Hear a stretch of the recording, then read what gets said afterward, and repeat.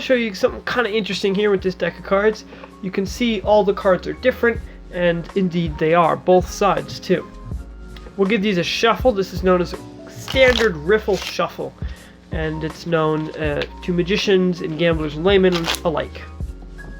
Now that these are shuffled, I'm going to show you again, every card is different on the face. They're all the same on the back, but that doesn't matter. Matter of fact, I'm going to show you a trick with 2 cards. Yes, here we go, the 2 jokers. These cards in most packs can be the same. The only 2 cards in a pack that are the same. One, in this instance, they're different. One's blue, one's black. But in most packs, they're both the exact identical card. So I thought I'd show you something with these 2 jokers and a card you will pick. I'm going to find your card. Isn't that amazing? I know it's very amazing because you haven't even picked one yet. So bear with me here. We'll use the black and the blue joker. Keep your eyes on the joker and don't look away. For now, I need you to pick a card, so we'll give it one more shuffle. And would you reach in and pick out any card you'd like? Let's say they pick this one. I would not look.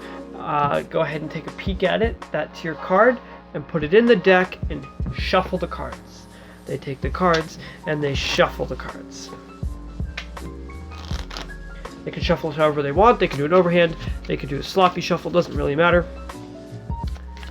And when they're happy and satisfied, tell them to put the deck of cards on the table. I'm happy with this shuffle, so I'm going to leave it there. They leave it there. I picked a deck up and explained to them that you could have picked any card. But you didn't. You picked a very special card. A special card that meant something to you. Is that not right? Maybe you did, maybe you didn't. Maybe it was random. Maybe you actually picked a card that meant something to you. Was that your card? No? That would have been really good if it was. But here's my point. Here's my point. Watch this. Here we go.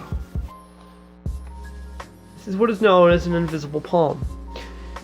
You may know it to magicians. Never this kind. This is a dribble invisible palm because there's your card right there. Matter of fact, if I were to move it over to the jokers and put it in between them, that would be a crazy cool illusion, wouldn't it? Now again, I haven't gone near the jokers or your card. I don't even know what your card is, right? But I'm going to take a guess here. Ah, your card is a red card. Your card is a heart, isn't it? Is your card a heart? It's a red? Yes, it is. That's kind of amazing. So not only are you thinking of a red card that I'm just going to go for it. I'm going to say your card is a 5 of hearts. It is? Well, that's awesome. Thank you very much. And that's the trick. Oh, you want to see it? No. We go on the honor system here. You can trust me that is your card. You still don't believe me. That's fine. I can fan the cards out for you. And I can show you that every card here is not the 5 of hearts. You would see the 5 of hearts. 5 of diamonds, spades, clubs, surprisingly together, but no 5 of hearts. Very, very interesting. I want you to turn the card over. They spread it out. No doubles here. They turned their card over to be the selected card. Alright, here's the tutorial for just one card. I think it's a really cool illusion. It's a very classic illusion too. Sandwich card effect. There are many different ways to do it. There are many different gimmicked ways to do it, and it's endless basically. This version is different in the fact that it doesn't use gimmicks in the way you think it uses gimmicks. You can go to Target or Walmart, buy a deck of cards, and do this for your friends and family and perform it, but this is a very special deck of cards. It's a marked deck of cards. Magicians should know it. It's a butterfly deck. I'll drop a link in the description. The cool thing about this is it's a borderless deck. If you know what a border deck is, this is one here. This has borders, so no matter how you fan it, you'll see these white lines, right? And this is the most classic deck of cards. This is what most people use, most magicians. Bicycle, you know, a lot of people are familiar with the bordered deck and the standard faces. The only downside to a borderless deck is when you fan the edge, you can see blemishes and you can see the cards weren't cut perfectly. we're going to use that to our advantage for this trick. Whereas this deck, if we bevel it, you have to bevel it extremely far before you start seeing the backs, to the point where it's almost a fan. So we're going to be marking these cards and using it to our advantage. Now, this is the butterfly deck. It is marked. It's an edge marked deck, which makes it super practical. You don't have to go through each card or have them fanned out. You can just have it sitting on the table and look at it. For instance, if I wanted to locate, let's say, the Ace of Hearts, right? If I wanted to locate the Ace of Hearts, I could cut to, well, actually, one card. Now, this isn't the Ace of Hearts. It's the Ace of Clubs. Again, if I wanted to cut to an ace, I could cut here. Yeah, I'm feeling it. It's not the top card or the bottom card. It's now the bottom card. And there's the Ace of Hearts. I can cut to the two other aces if I'd like. Here we go. Ready? I think it's right about, get the cards cut, right about there. And right about here. Just like that, I have the two aces. So that's what an edge mark deck does. You do not have to go through it. You can just look at the edges and find it. Part of the cool thing about the butterfly deck is its one-way marking system. And you can see it there. If I fan this out, you can see the there's a gap here, right? Let's get a card out here. There's a gap. And when the cards are fanned out, you can't tell the difference. But when you hold them in your hand or you leave them on the table, you can see there's a gap of nothing, blue, right? If I have a card selected and reversed, and I leave this, you can see that line. Do you see that line? And now I can cut to that line and turn over the selected card. So that's what the concept of this is working off. This is a magician's deck. If you want to do this, I will show you a way. You do not need to use a marked deck, and you don't even have to use a borderless deck. You can actually use an actual deck that has a border. But for now, I'll explain it with this, and I'll go over that later. So the main move, I'll show you now. It's broke up into roughly 3 parts. Okay, the first part is you set the jokers aside. Okay, second part is you have them select a card and control it, and the third part is loading their card into the jokers without them noticing. So we'll go 1, 2, and 3, and we'll get into each section. Okay, so this is part number 1, the selecting, or the putting the jokers down. So here's how this is gonna look. You take the 2 jokers. Can be any 2 jokers. It doesn't even have to be jokers, it can be normal cards, and you set them down. What I have done here is actually snuck a card inside there, and here's how this is done. If you're familiar with a break, keeping a break, whether it's a pinky or a thumb or a tilt, whatever it is, you need to keep a break under the top card, okay? And a pinky break is very easily obtainable. You push over the top card and you push up with your pinky. So you're pushing the top card over like this, and you're going to press it with your pinky, which creates a gap. And now you're going to just square the deck up as if nothing happened. Okay? And now you have this gap with your pinky, which you can then transfer to a thumb break, which looks like this, and then back again.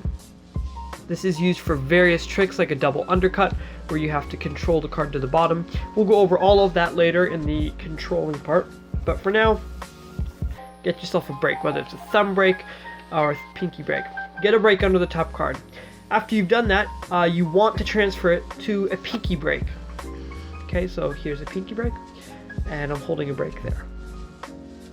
You're going to then show the 2 cards. I should mention, the pinky break, depending on how you do it, is not good from this angle coming right here, because what they're going to see is you holding the break. So right here is not a super good angle, but anywhere else from here to here is great angle. So make sure you angle yourself appropriately. Right, so you have a break under the top card. I have a pinky break. You're going to pick the 2 jokers up and show them. They are normal jokers. This is normally when I pick the 2 jokers up, I get the break. I do a push off, I get the break, and I leave it there. I now have a break under the top card. If you have any trouble with pinky breaks or anything like that, YouTube it. You'll find tons of tutorials helping you. I'll link one down in the description below. That'll be the second link. So you have the two jokers here. You show them. You're going to square them up on top of the deck. You now have, if you were to pick everything up from your break, you now have this underneath, right? So you put them down, and now because you have that break, everything goes on top of that break, right? So you set these down, you have that break, you can now pick everything up really easily. Now, there are two ways of doing this. One is the obvious way. This is where you just cut a single card to the bottom and set that over there, squared. Or you could do the little more advanced way, but it looks better and you get a really cool display. You've set these on top like this, you have the break, you're going to cut and peel one off, rather peel it off. So I have these two here, and I'm holding a double, and I have this. Now what I've done is you need to be careful when using borderless cards, because if I were to take a borderless deck, right, and I were to get a double, right, you can't tell it's a double. I'm being really sloppy with this. If I get really close, you can see that I have a very clear line there. You see that? Very sloppy with it. But nobody's going to notice that because I have motion in my hands, right? I turn it over, I snap, and now it changes, right? So that's the whole thing of a double, right? However, when you're doing a double with this deck of cards, a borderless deck, you have to be much more careful because if you don't have a busy background, you can flash, especially when you're doing a double like this. You know, if you turn one card face up, you know, you can see that there's a little bit of a edge. If you're on a black background, it's kind of okay, but you need to be careful. Just keep that in mind. When you have a card in between here, you can flash. You can accidentally spread too far and get this line. So you need to be careful and be mindful of keeping it totally squared up. Okay. So again, you have the break, you show the two cards. Our card, it doesn't matter what it is, right? Just the top card. You show, you explain that I'm gonna find your card before it's even found. It gets a laugh. You're gonna peel it off, like I said, so you pick everything up, you peel the first card off, and now you're gonna place it underneath, kind of about halfway, okay? When you're setting this down, be very careful. You cannot drop it. You get that line. You cannot kind of just set it down, right? Here's the way to do it. You have this. You're gonna press and put a bow in the cards, and with your finger hold that bow. You're gonna come over and you're gonna press really hard with your fingertip and let go. Now you can move to just your fingernail and let go. Now there's very little. If I were to keep that with just my my finger pad, right? If I were to keep that with my finger pad, it moves. So you want to move to your fingernail or as close to it as you can and let go. Okay, just like that. Now, if for whatever reason someone bumps it, or somebody does that, or it gets moved, and they see it prematurely, it is okay. You say, "Oh, that's my prediction." Snap your finger, say, "I just made it appear." Leave it there for later. Okay, so you're gonna set this down like so. So from speed, you have a card, get a break, show the jokers, set them on top, put it down, and leave them off to the side. Now there's a card under there. All right, so that is section number 1 on getting a card underneath the jokers without anybody knowing it. Okay, section number 2 is going to be selecting a card and controlling it. There are tons of different ways to control a card. Again, look in a book, Google it. Almost any lecture of a card magician has his take on a control. There are tons and tons and tons of controls. Google or YouTube card controls. I'm telling you, there are many. A control is basically the ability to control a card from top to bottom. You can do it using a pass, which would look like this. You set the card in all the way, and that's a very terrible pass, but there you go, right? It's hard to do with a borderless deck again, because when you slide a card in face up, you see it. So there's the card. You can do a Herman pass, which is moving one section to the top from the bottom, or vice versa. You can do a classic pass, which I can't do, which is taking the top portion and putting it from the bottom. You pull it off the top and move it from the bottom. Or you can do the most basic pass ever. You have the card returned, you keep a pinky break, and you cut the cards. Very simple. I'll run over that quickly. This is what I use most times because, hey, don't run when you're not being chased. You don't need to do a classic pass when nobody's looking for one, okay? So the card goes in, you're gonna just reposition the cards, picking the entire packet above this up only about 1 millimeter and tilting it back and inserting your pinky. So I now have this whole section, right, with my pinky, and I can push the card in. Now this is important that depending if you grab a pinky break below this, I'm going to turn this face up for explanational purposes. Right? If you bring this up and your pinky, you get a pinky break under this card, there are two ways the card can be pushed in. One is it will be pushed in under your pinky, and when you cut the cards, it'll be on top, which is what you want. Or two, it'll be out like this, and it'll get stuck on top. So now when I cut the cards, it's going on bottom. Again, you can do a double undercut, which is very, very simple. You get a break by buckling the bottom card. You cut once, you load, you can cut twice, and do something like that. You're basically putting the bottom card on from the top, vice versa. Again, if you're new here, just Google some tutorials. They're everywhere. I'll include a tutorial for this, the third link down, in the description below. So now that you have done this, you control it to the top, okay? Many ways. For instance, let's just say we do this. Back to the point of using a borderless deck, when you have them pick the card out, notice what I've done. Okay? I've done a thumb fan, right? So nothing is set up here. I do a thumb fan or a fan like this, and I have them select a card.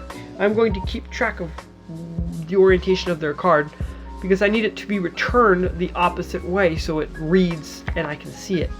So I fan the cards this way, and now I'm going to retract it the same way. It looks like nothing happened, but in reality, I just rotated the entire deck 360 degrees. So now when this card is put in, it is returned into this section, which means I can see it.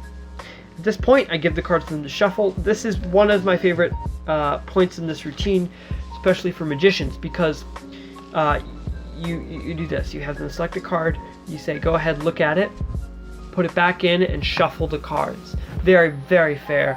You almost do nothing. They take the cards, they shuffle, and we'll do this like this. So they've shuffled the cards, just like so. Now, if, for whatever reason, they give it a riffle shuffle, or they do something like this, where if they shuffle the cards, now your whole setup's going to be messed up, right? All of the backs are going to be disorientated and shuffled into one another the wrong way, so you now have everything speckled. You can simply say, all right, what was your card? Or slowly try to cold read the card out of them. And you can ask questions and then say, what was your card? Let's say the 7 of hearts. You can call it out, and then you have it on top and go from there.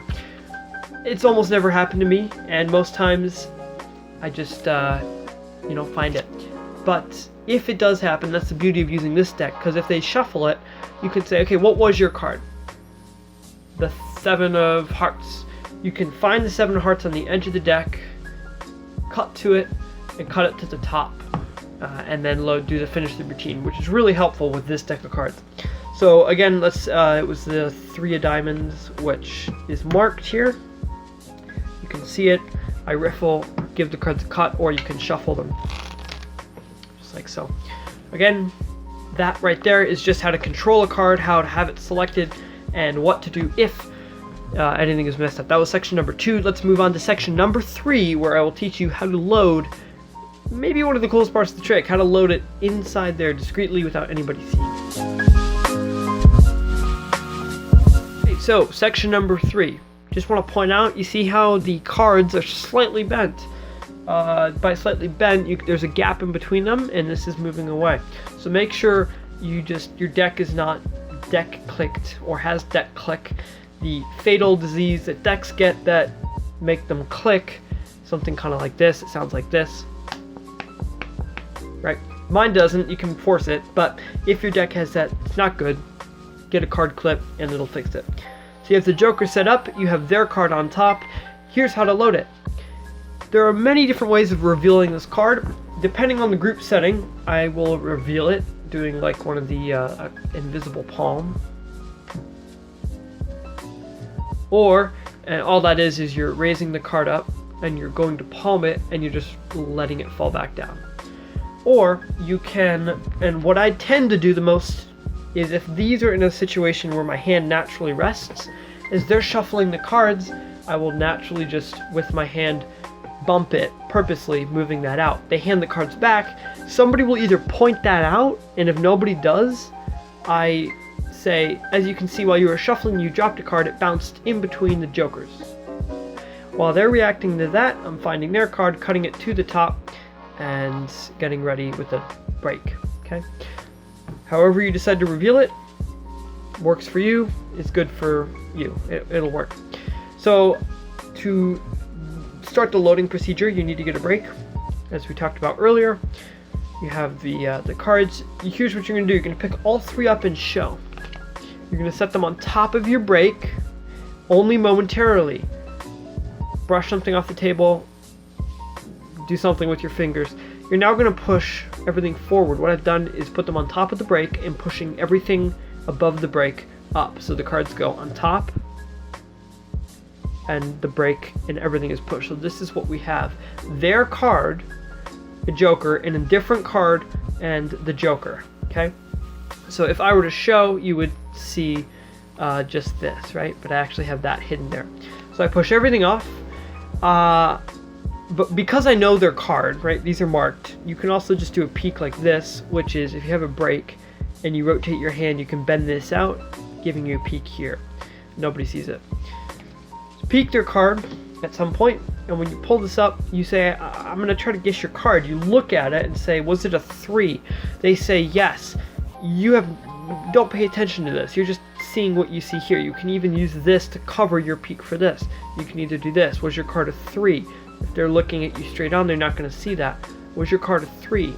Yes, it was a 3? Oh, amazing. Was it a diamond? And after I guess the second one, I start doing the move, right? These go on top, these go forward halfway. And they say, yes, it was a 3. I say, that's crazy. So you're thinking of a red. I peel one off. Everything goes back. I peel a second one off. Everything goes back, and I retain a thumb break.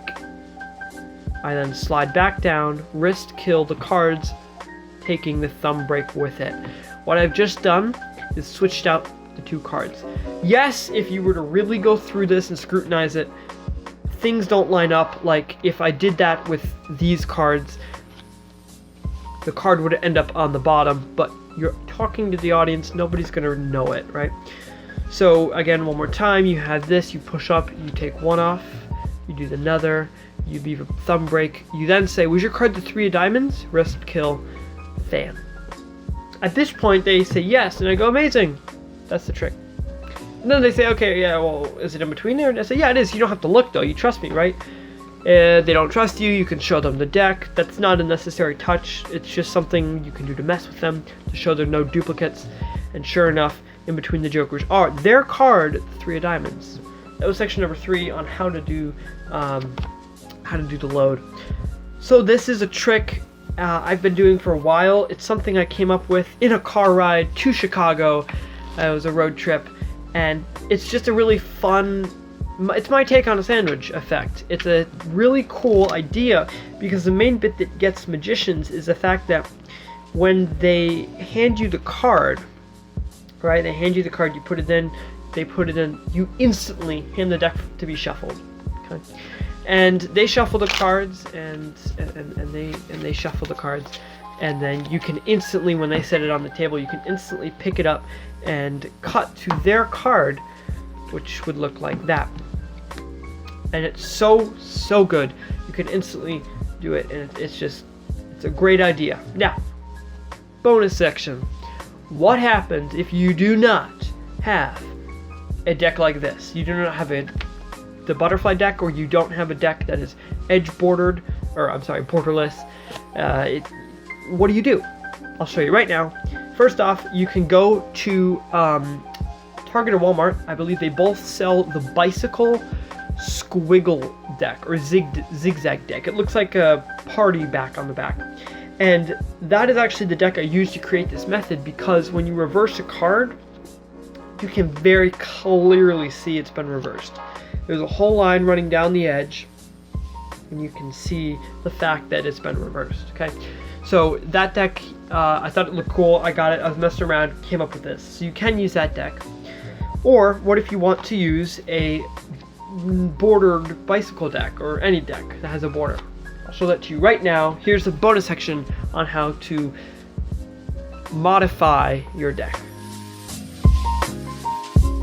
To do this version of it without the borderless cards, and you're going to use border cards, it's a little bit, you don't get the same effect, but it's worth it. It's very worth it. Okay, so first one is very movie, and the second one is one move, but more or less they're the same outcome.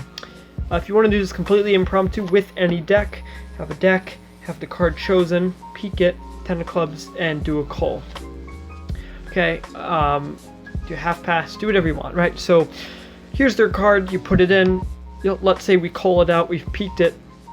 My favorite peek to do is if you riffle the cards, they say stop, get a pinky break, and riffle the rest, and ask them to cup their hands and put the cards in their hands. And in that motion with your pinky, as you kick everything up with your thumb, it's going to naturally give you a window to peek. Now it's upside down, but you still can see it. Like if I were to do this and say stop there and show you that card, 10 of clubs. Oh, king of clubs. Well, okay, you get the idea. It's for yourself, right? So if you're doing this, let's say it's a 6, you kick it over, you glimpse it, and you kick it down, okay? When you're in real life and you're tracking it, it's much easier, right? So 6 of clubs again. Okay, so peek the card, say stop for me, boom, right there, there's your card, and we peek it, shuffle the cards, they shuffle the cards. The only downside of this is you can't just instantly cut the cards to their card. Instead, you say, no, oh yeah, these look great, really shuffled, oh great, wonderful, and you're gonna call their card out. That was a terrible call, but the idea of a call is your thumb is going to contact the card next to theirs, and your fingers are going to contact their card, and you're going to pull with your fingers their card out here, and then you can keep pushing, and these cards go underneath it. Okay, this is also how you can get ready for that one force, which I'll show you here if you want to. Well, I'm getting ahead of myself. So that's how you do that. If you want to do it impromptu, they say stop, and you peek it, right? 10 of clubs, blah blah blah. Cut it to the top, do a double undercut, whatever, and it's on top now. Okay.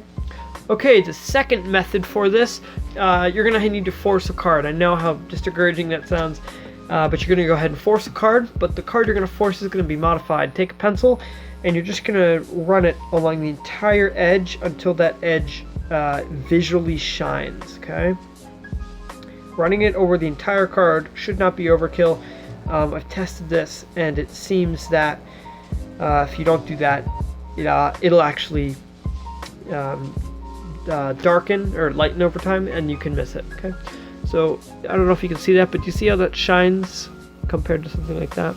So you're going to do that. We'll just do it on one side for now, but you would do that on all the cards. Okay, so now when you stick it in the deck, you can very clearly see it. Very clearly. Now, using a bordered deck, this can be an issue. People can see it, but personally, I think it's not a big issue. As long as you don't draw attention to it, nobody's gonna question why it's there.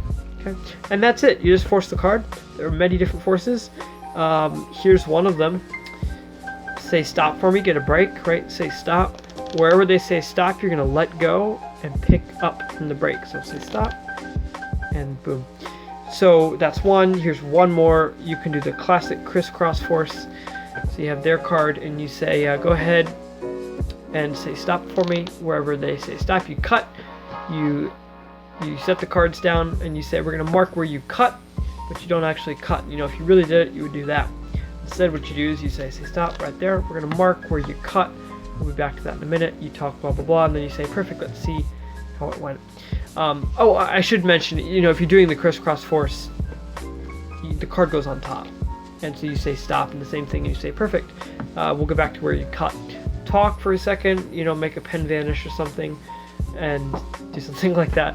And then when you come back to it, you show the card, right? And this is really the top of the deck. It's the time misdirection that does that. You say stop, you set that down, you say we'll get back to where you cut, you come back, and there's their card. Okay, so that is how the modified version of this. You can do it impromptu, you can do it with this gaff. I highly recommend doing it with a borderless deck because you can do other stuff with that, and it looks just really good, and it allows you to do a lot of really good magic too. So without further ado, thank you so much for joining me for this week's episode of Free Trick Friday.